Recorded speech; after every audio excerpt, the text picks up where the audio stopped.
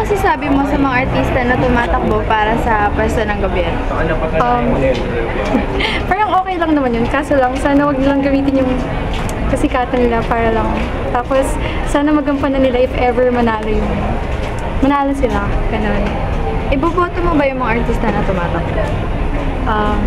Depende kung ano yung nakikita ko sa kakayahan, kung nakikita kong may potential ba siyang maging leader or wala naman. Sa tingin mo ba, nagagampanan nila ng maayos yung posisyon nila?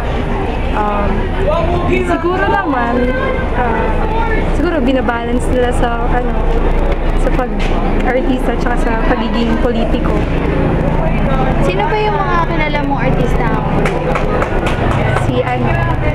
Si Bong Revilla, si Tulapid, Jolo, si Aga, ayun.